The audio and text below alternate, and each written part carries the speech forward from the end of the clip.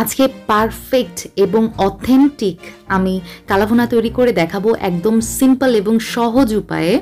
আগে কালা ভুনা তৈরি করতে আমার অনেক ভয় লাগতো, কারণ অনেক অনেক অনেক মশলা ইউজ করতে হয়, অনেক ভেজাল আছে, তারপরে এই করো সেই করো, স্টেপ বাই স্টেপ ফলো করো। সত্যি কথা বলতে ইউটিউবে আমি একটা ভিডিও দেখেছিলাম, ঐতিহাসিক কালা ভুনার অথেন্টিক রেসিপি সামথিং। সো সেটা দেখার পর থেকে কালা ভুনা রান্না করতে আমি আরও বেশি ভয় পাচ্ছিলাম। আর আমার রেসিপি মানে তো আপনারা সবাই জানেন, সহজ এবং অরিজিনাল রেসিপি। আজকে আমি সেভাবে আপনাদের সঙ্গে শেয়ার করব, আমি সবসময় যেভাবে শেয়ার করি।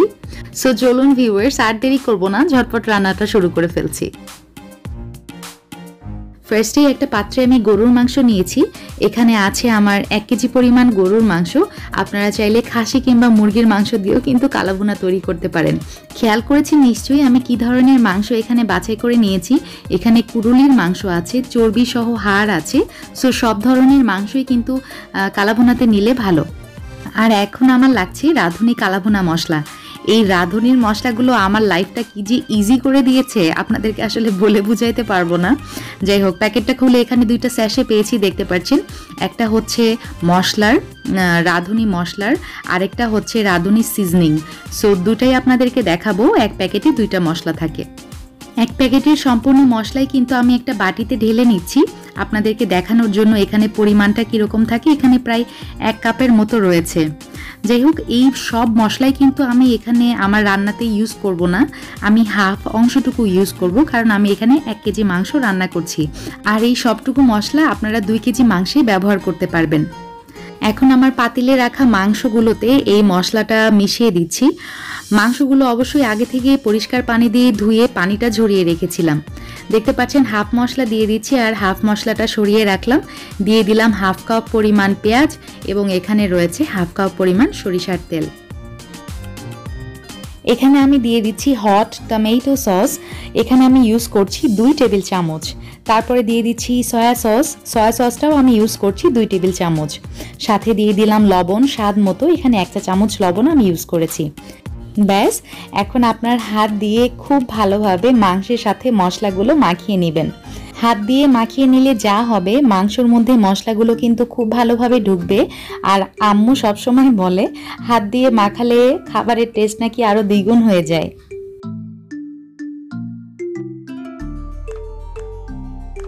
এই পর্যায়ে আমি দিয়ে দিচ্ছি আদা এবং রসুন বাটা। এখানে আছে আদা এবং রসুন বাটা মিলিয়ে 1.5 চা চামচ। সো এখানে আদা এবং রসুন বাটা দেওয়ার প্রয়োজন নেই, কারণ মশলাতেই কিন্তু আদা এবং রসুনের গুঁড়াটা দেওয়া আছে। তবুও আমি দিচ্ছি, আপনারা চাইলে স্কিপ করতে পারেন। সো খুব ভালোভাবে মশলার সাথে মাংসটা আবারও মাখিয়ে নিব এবং রেস্টে রাখবো 10 থেকে 15 মিনিটের মতো। 15 মিনিট পর আমি মাংসের মধ্যে হাফ কাপ পরিমাণ পানি অ্যাড করে দিয়েছি, দেখতে পাচ্ছেন। এখন মাংসের সাথে পানিটা খুব ভালোভাবে মিলিয়ে নিব এবং চুলাতে জাল করব 10 মিনিট একদম হাই হিটে।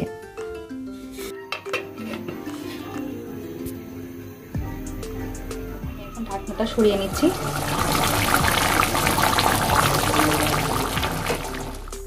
দশ মিনিট পর খেয়াল করেছেন ভিউয়ার্স, মাংসে কিন্তু খুব সুন্দরভাবে বলক চলে আসছে।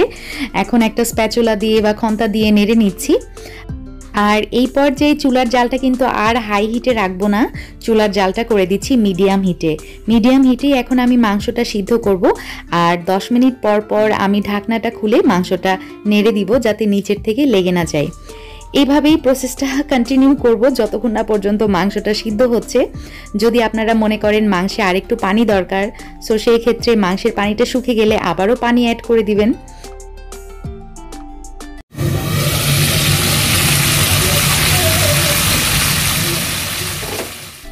এই যে দেখতে পাচ্ছেন, আমার ফার্স্ট টাইমে যেই পানিটা দিয়েছিলাম সেটা কিন্তু শুকিয়ে গিয়েছে।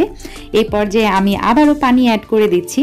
সো এটাই আসলে তেমন কঠিন কিছুই না, জাস্ট এখন তো মশলা দেওয়ার আর কিছু নেই, একটু পরপর নাড়াচাড়া করব, খেয়াল করব নিচে লেগে যাচ্ছে কিনা।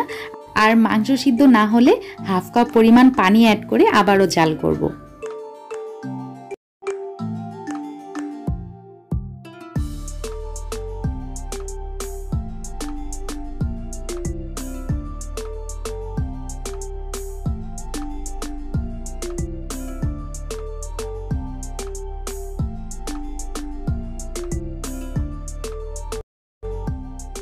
ভিউয়ার্স খেয়াল করছেন নিশ্চয়ই আমার মাংসের মধ্যে কিন্তু আস্তে আস্তে ওই কাঙ্ক্ষিত কালো কালারটা চলে আসতেছে, তাই না? যাই হোক, আরও ভুনা করতে থাকবো। এই যে দেখতে পাচ্ছেন এই গ্রেভিটা, এটা কিন্তু একদম তেলের ওপর চলে আসবে, এই লিকুইড ঝোলটাও কিন্তু থাকবে না। এই পর্যায়ে চুলার জাল একদম লোতে করে দিব। আর আমার মাংসটা কিন্তু সিদ্ধ হয়ে গেছে। এখন রাঁধুনি প্যাকেটে আরেকটা যেই মশলার প্যাকেটটা ছিল সেটা আমি ঢেলে নিচ্ছি বাটিতে। আর এখানে প্রায় 1 টেবিল চামচের মতো মশলার গুঁড়া আছে। সো এটাও আমার পুরাটা লাগছে না, এটাও আমি হাফ করে নিচ্ছি। হাফটাই আমি ইউজ করব মাংসে, কারণ আমি এখানে 1 কেজি মাংস রান্না করছি। আর আপনারা 2 কেজি মাংস রান্না করলে সেক্ষেত্রে পুরাটা মশলাই কিন্তু এখানে ইউজ করে নেবেন।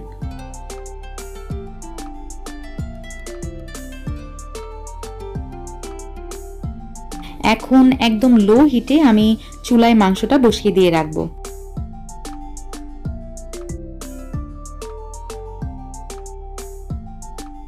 এই পর্যায়ে কালা ভুনাতে আমি একটা ম্যাজিক্যাল টাচ দিব, সেটা হচ্ছে এই যে দেখতে পাচ্ছেন ফ্রাই প্যানে নিয়েছি আমি 2 টেবিল চামচ সরিষার তেল এবং তাতে দিয়ে দিলাম 1/4 কাপ পেঁয়াজ কুচি দিয়ে ব্রাউন কালার করে নিব। ব্রাউন কালার করে ভেজে নিব। তার আগে অ্যাড করে দিলাম এখানে রয়েছে রসুন কুচি 1 টেবিল চামচ এবং কয়েকটা শুকনা লাল মরিচ।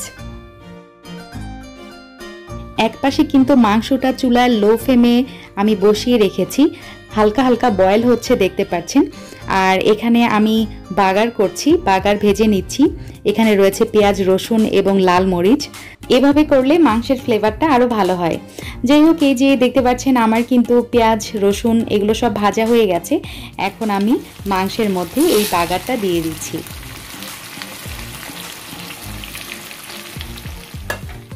কি যে নাইস একটা ফ্লেভার বেরিয়েছে ভিউয়ার্স, আপনারা যখন রান্না করবেন ইউ ক্যান ফিল ইট। আলহামদুলিল্লাহ, স্মেলটা অনেক ইয়ামি। বাগার দেওয়ার পর লো হিটে ঢাকনা দিয়ে 5 মিনিট রেখে দিচ্ছি। 5 মিনিট পর দেখতে পাচ্ছেন ভিউয়ার্স, এটাই হচ্ছে আমার কালা ভুনার চেহারা।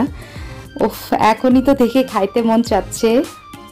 ভিউয়ার্স, আপনারা খেয়াল করেছেন নিশ্চয়ই আমার কালা ভুনা কিন্তু নিচে লেগে যায়নি বা পুড়ে যায়নি। পোড়ার কারণেও কিন্তু এই কালো কালারটা কিন্তু আসছে না, এটা কিন্তু ইটসেলফ মাংসর কালার হয়ে গেছে। সো বুঝতেই পারছেন, কালা ভুনা মাংস ভাজিকে বলে না, কালা ভুনা হচ্ছে মাংসর কালারটাই কালো হবে। যাই হোক, এখন আমি স্বাদ মতো দিয়ে দিচ্ছি লবণ এবং নামানোর আগে দিয়ে দিচ্ছি 1 টেবিল চামচ এখানে রয়েছে টমেটো সস। আর লাস্টে দিয়ে দিচ্ছি 1/4 কাপ পেঁয়াজ কিউব। সো দ্যাটস ইট, আর কিচ্ছু লাগবে না, আর কোনো কিছুই দরকার নেই। জাস্ট একটু 2 থেকে 3 মিনিট নাড়াচাড়া করে নামিয়ে নিলেই হয়ে গেল। আলহামদুলিল্লাহ, আমার মাংসের কালো সেই কাঙ্ক্ষিত কালো কালার কিন্তু চলে আসছে, সেই অথেন্টিক অরিজিনাল ঐতিহাসিক কালা ভুনা। দেখলেন তো কত ইজি তৈরি করা।